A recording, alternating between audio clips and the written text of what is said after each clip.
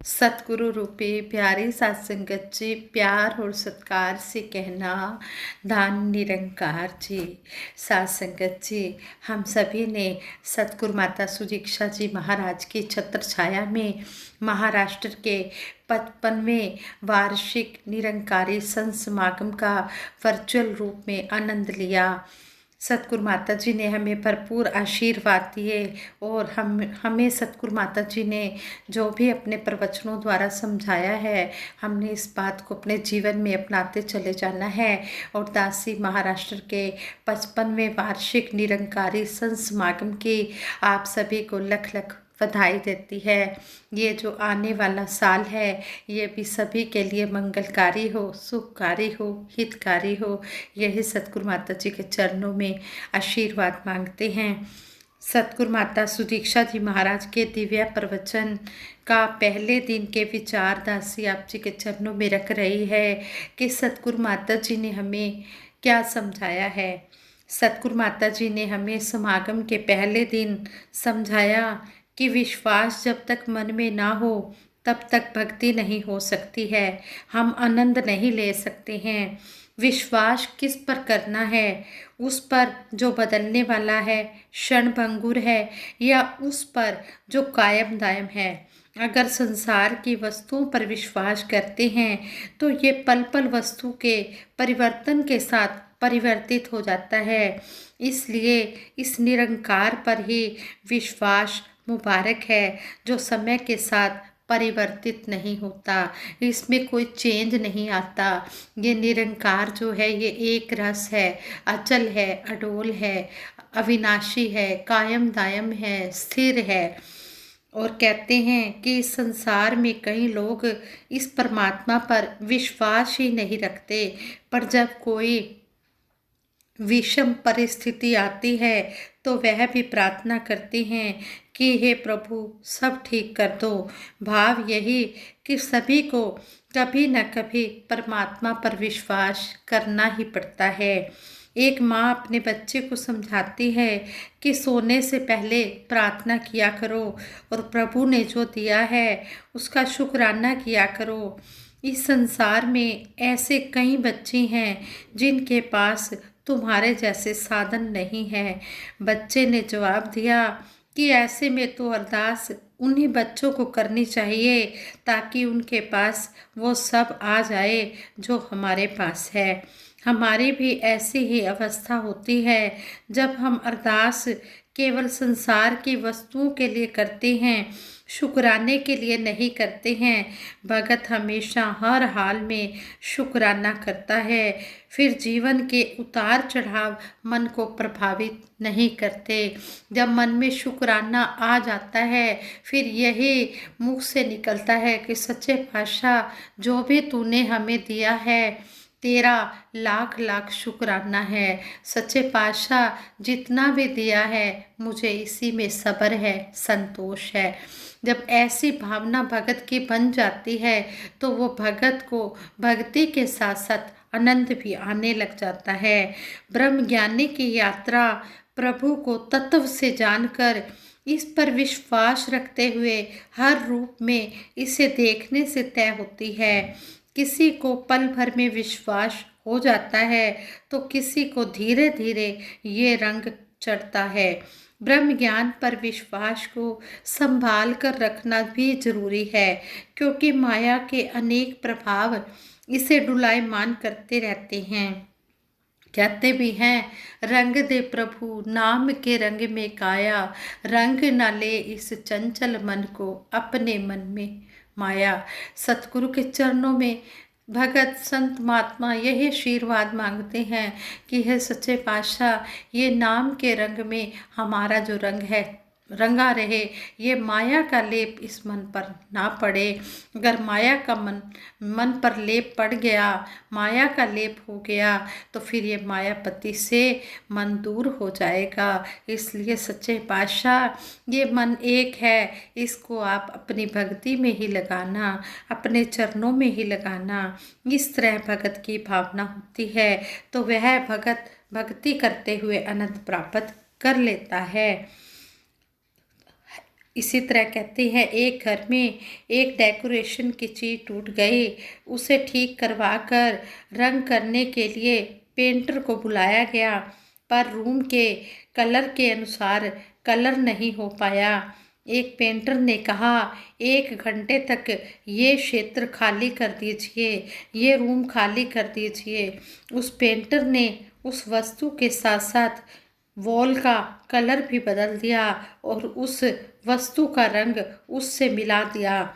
उसे लगा किसी ने उसे देखा नहीं और काम भी हो गया। हम भी ऐसे ही चतुर चालाकी करके अपने हिसाब से चीज़ों को बदलने का प्रयास करते रहते हैं, पर ये भक्ति में काम नहीं आती हैं। दुनिया की नज़र में तो वाहवाही मिल जाती है, पर ऐसे में हम दूसरों के विश्वास को भी कम कर रहे होते हैं। जहाँ विश्वास है वहाँ प्रूफ की ज़रूरत नहीं होती।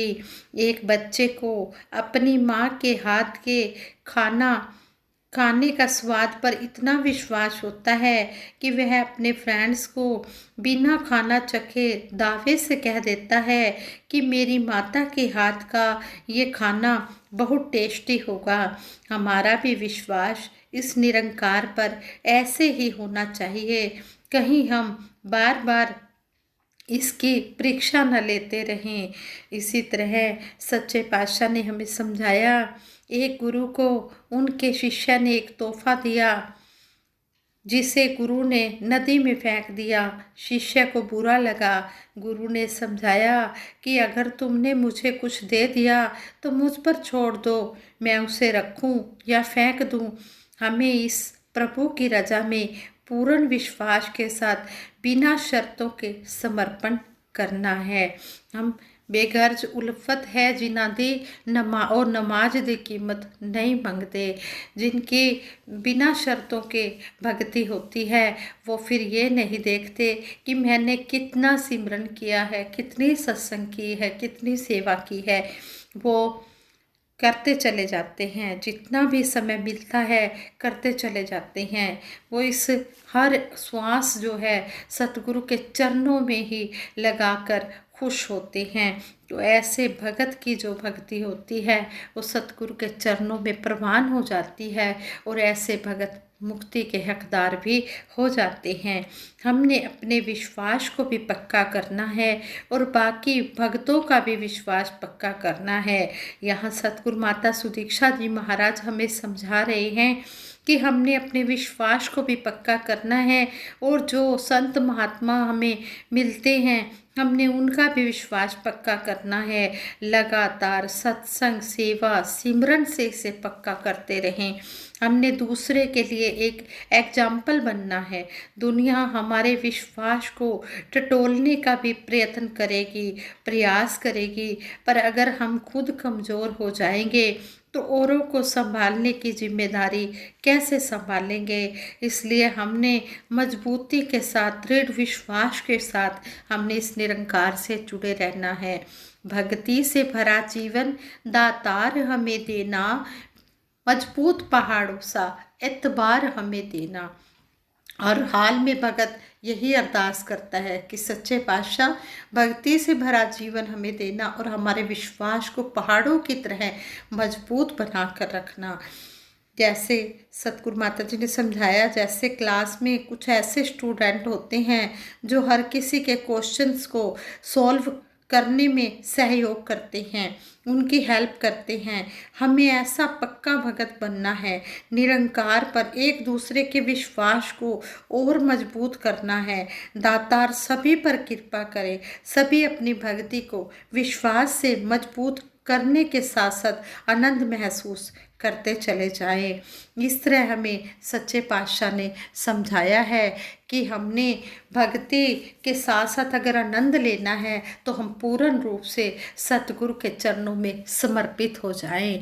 हे देव समर्पित कर पाऊं हर श्वास तुम्हारे चरणों में, दृढ़ से दृढ़तर होता जाए विश्वास तुम्हारे चरणों में। और संपूर्ण हरदेव वाणी में भी सतगुरु बाबा हरदेव सिंह जी महाराज यही समझाते हैं हैं, हमें शब्द के द्वारा समझाते हैं कि भगत सदा निरंकार के आगे यही अरदास करता है कि सच्चे पातशाह मेरा जो विश्वास है तुझ पर ही टिका रहे, कभी भी मेरा मन डुलायमान ना हो।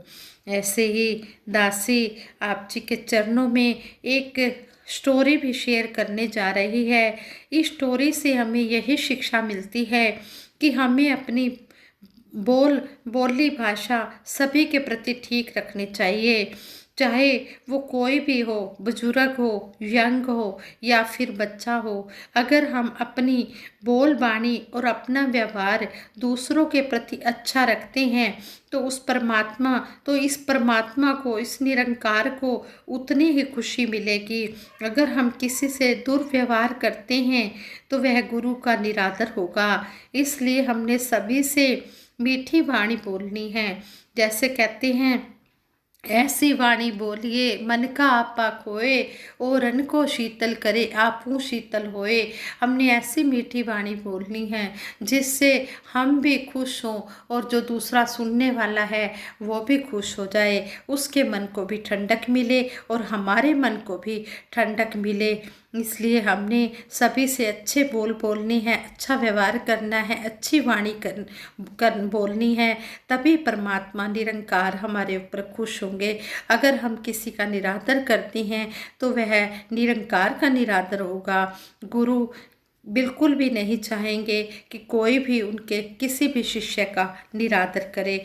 इस तरह कहानी के द्वारा हमें यह सीख मिली है। ये कहानी है सतगुरु महाराज श्री गुरु गोबिंद सिंह जी महाराज की। एक दिन श्री गुरु गोबिंद सिंह जी महाराज के दरबार में एक खेल दिखाने वाला मदारी अपने रीछ के साथ आया। मदारी के द्वारा सिखाए गए करतब रीछ ने संगत के सामने प्रस्तुत करने शुरू किए। कुछ खेल इतने हंसी मजाक से भरपूर थे कि संगत की हंसी रोके से न रुक रही थी। करतब देखकर गुरुजी मुस्कुरा रहे थे। एक सिख के ठाकों से, एक सिख की हंसी से सारा दरबार गुंजायमान था। वो सिख था श्री गुरु गोबिंद सिंह जी महाराज पर चंवर झुलाने की सेवा करने वाला भाई कीर्तिया। भाई कीर्तिया, आप इन करतबों को देख बड़े आनंदित हों। गुरु साहब जी ने कहा, आप इन करतबों को देखकर बड़े आनंदित हो रहे हो। महाराज, इस रीछ के करतब है ही इतने हास्यपूर्ण। सारी संगत हंसने लग गई। मुस्कुरा तो आप भी रहे हैं दातार, भाई कीर्तिया ने कहा कि सच्चे पातशाह आप भी मुस्कुरा रहे हो इस रीछ के ऐसे करतब देखकर, हंसी मजाक वाले। हम तो कुदरत के करतब देखकर मुस्कुरा रहे हैं भाई। महाराज जी ने कहा कि हम तो कुदरत के करतब देखकर मुस्कुरा रहे हैं। भाई कीर्तिया ने कहा कि इस रीछ के रूप में ये जीवात्मा कौन है? ये बात मुझ जैसे साधारण जीव के बस में कहाँ है, मैं नहीं समझ पा रहा। तो आगे से महाराज जी ने कहा, भाई कीर्तिया, रीछ के रूप में संगत का मनोरंजन करने वाला और कोई नहीं, आपका पिता भाई शोभा राम है। महाराज जी ने कहा, भाई कीर्तिया, रीछ के रूप में संगत का मनोरंजन करने वाला और कोई नहीं, आपका पिता भाई शोभा राम है। भाई कीर्तिया जी को जैसे एक आघात सा लगा, एक धक्का सा लगा। सिर से लेकर पांव तक सारा शरीर कांप गया। कुछ संभला तो हाथ में पकड़े चंवर को गुरु पिता के चरणों में रख दिया और बोले, सारा संसार जानता है मेरे पिता भाई शोभा राम जी ने गुरु दरबार की सारी उम्र सेवा की। उन्होंने एक दिन भी गुरु सेवा के बिना व्यतीत नहीं किया। अगर उन जैसे सेवक की गति ऐसी है तो गुरु जी सेवा करने का कोई लाभ नहीं। आगे से भाई कीर्तिया महाराज जी कहने लगे, भाई कीर्तिया, आपके पिता भाई शोभा राम ने गुरु घर में सेवा तो खूब की, लेकिन सेवा के साथ स्वयं की हस्ती को नहीं मिटाया। स्वयं की मैं को नहीं मिटाया, हमारी अपनी समझ को गुरु विचार से उच्च समझा। एक दिन हमारा एक शिष्य अपनी फसल बैलगाड़ी पर लाद कर मंडी में बेचने जा रहा था। रास्ते में गुरुद्वारा देख मन में गुरु दर्शन करके काम पर जाने की प्रेरणा हुई। बैलगाड़ी को चलता छोड़ वो सिख गुरु घर में अंदर आ गया। गुरबाणी का पाठ चल रहा था। पाठ संपूर्ण हुआ। भाई शोभा राम ने प्रसाद बांटना शुरू किया। भाई शोभा राम जी, मुझे प्रसाद जरा जल्दी दे दीजिए, मेरी बैलगाड़ी चलते चलते कहीं दूर ना निकल जाए। उसने, जो बैलगाड़ी वाला था, उसने कहा, भाई शोभा राम जी, मुझे प्रसाद जरा जल्दी दे दीजिए, मेरी बैलगाड़ी चलते चलते कहीं दूर ना निकल जाए।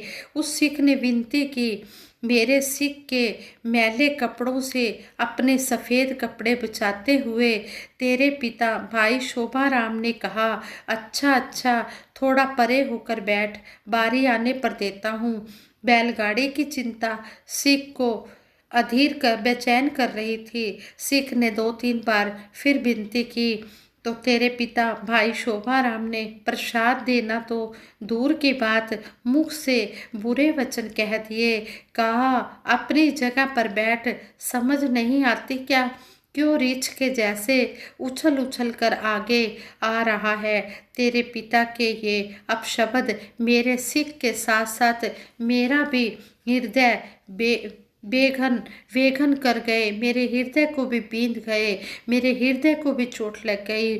सिख की नज़र जमीन पर गिरे प्रसाद के एक कण पर पड़ी। उसी कण को गुरु कृपा मानकर अपने मुख में डालकर सिख तो अपने स्थान को, अपनी मंजिल को चला गया जहाँ पर जा रहा था।